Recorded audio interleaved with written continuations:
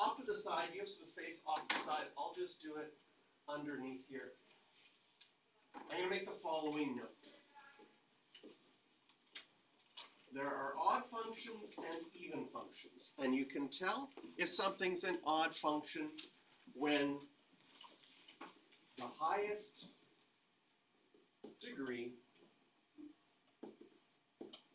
is odd.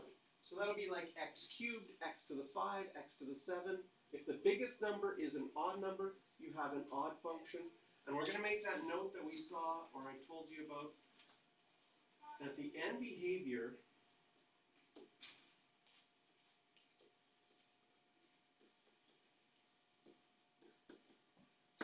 acts like a line. So if you had y equals 3x to the 7 dot dot dot, it's an odd function because it has an x to the 7.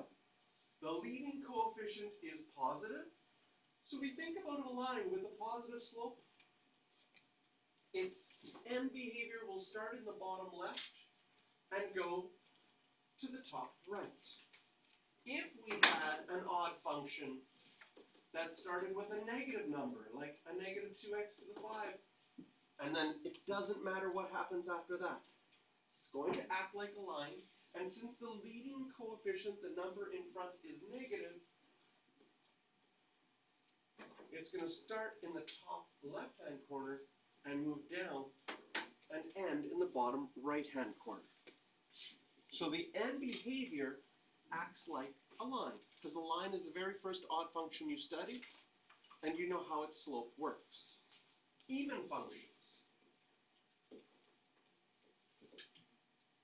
Those are all functions where the highest degree is even,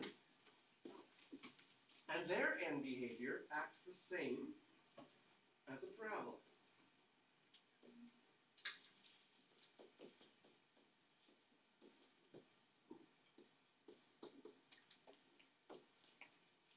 So if you were asked to graph a 3x to the 4 graph, and that was the highest degree, is a 4. So when we talk about degree, we're talking about the exponent, and we're talking about the highest power of the exponent.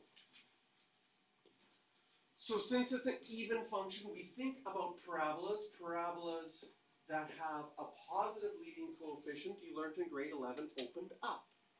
And so the same thing's going to happen here. That anytime you have an even function that has a positive leading coefficient, it's going to open up. But if you had an even function, like a 2x to the 6,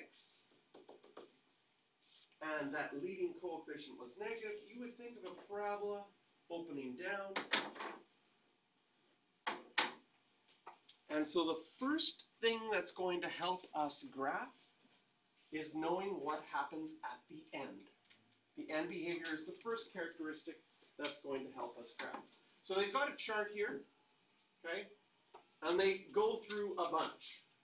And they talk about even degrees and odd degrees. So here's degree of 1. These are straight lines. They are odd. Straight lines act like straight lines. The end behavior, if you have a positive leading coefficient, you know the slope goes up, so we can add arrowheads here.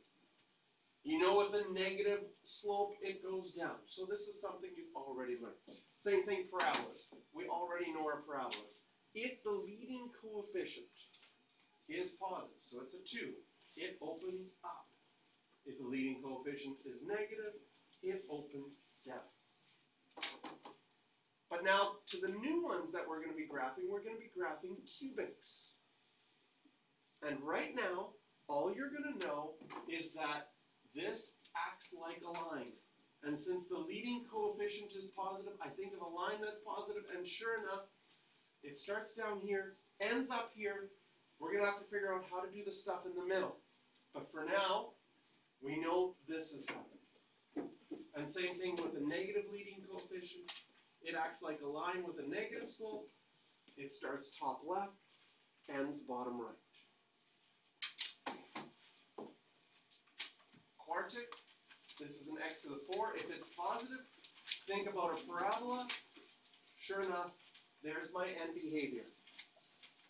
Whew, this one had some hills and valleys in between. So we're going to have to figure out, how do we figure out this part in between? Same thing here. This is a negative one. This has kind of got a weird bend in it. But for right now, we're just worried about the end behavior. And finally, an x to the 5 one acts like a line again. So there's a line. Sure enough, look at those arrows. Starts in the bottom left, ends in the bottom right. Leading coefficient is negative. Think of a line with a negative slope. Starts in the top left, ends in the bottom right.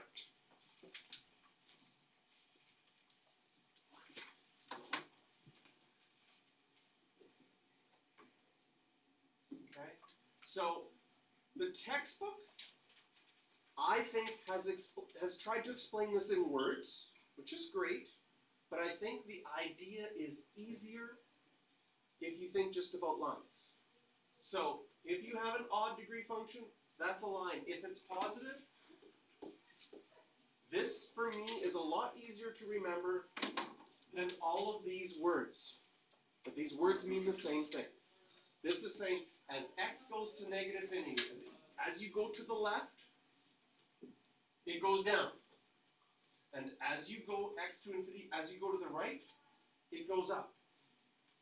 But I think just drawing this little picture, done. So much easier.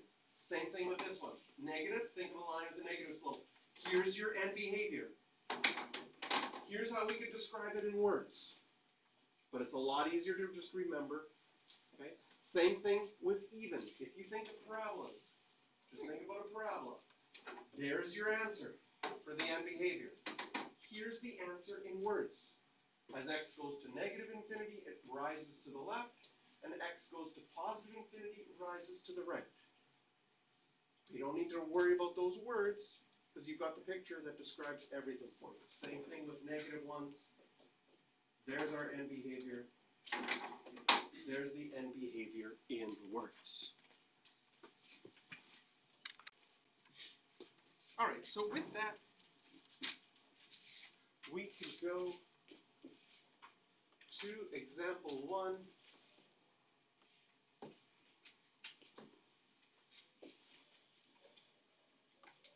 And for both of these, first of all, we're just going to talk about end behavior. Can you see that this is odd? And that the leading coefficient is positive. So if I go to graph this, I'm going to know that it ends down here, and we'll finish up there. The second one, the highest degree is an even power. It's going to act like a parabola. And because in front of the x4 is negative, its end behavior is going to act like this.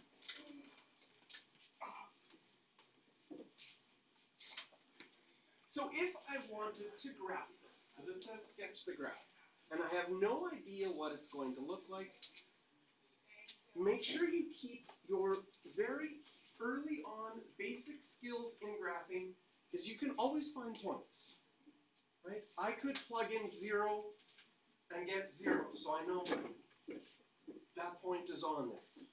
I could plug in 1, and I would get 1 minus 3, I would get negative 2, so I would know that I have 1, negative 2. I need to do some labeling, otherwise I'm going to lose an E9 error on my graphing for having nothing labeled. So I could get a bunch of different points. The more points that I have, I think if you plug in 3, 27 minus 27, you get 0 again. So the more points you have, the closer you're going to get to your graph. Eventually, you would get enough things to say, oh, I think it does something like this. I know that my end behavior has to be here and here. So once I get enough points that I think I've got a pattern happening, I also know that if the horizontal line, at most I can go through is 3 points because it's an x cubed graph. So the table of values, I did it very short. In my opinion, after those 3 points, you didn't have enough information to draw the graph that I did. You'd have to get more points. But can you see that if you had gotten, so we had this point, and this point. He did another one here, and another one there, and another one there, and another one there. You'd sort of be like, okay, I'm getting the idea a little bit more of what's going to be happening. Yes? What did you mean by you have 3 points? What did I, well, I plugged in different 3 values of x, and I got 3 values of y just plugging it in. So I knew at least those 3. So you said because it was a y cube graph. Oh, because it's a y cube graph, if you drew a horizontal line, it can go through at most 3 times, never more. So wherever that horizontal line is, can at most go through 3 points. Like down up here, it only goes through once, right?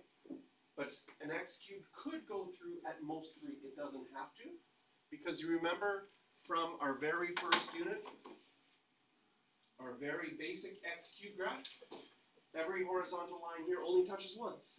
But this is the very basic x cubed graph. And we started with the very basic x cubed graph, but now when you start putting extra stuff in there, like an x squared and an x, you get these hills and valleys. So it sort of like pulls apart that x cubed graph and makes some, you know, you might do this to the graph. This x to the 4 graph, same thing. Certain points are really easy to do mental math. This one is my favorite. Plug in 0 for x. 3. So I would know that it has this point. 1. I would probably plug in 1 and minus 1 because those are not hard to do mental math-wise. So 1 would be minus 1, minus 6, minus 7, minus 9, minus 16, plus 3, minus 13. Okay? So I have 1 comma minus 13. What happens when I plug in negative 1? I would have, this one would still be negative 1 plus 6 is 5, minus 9, negative 14 plus 3, negative 11.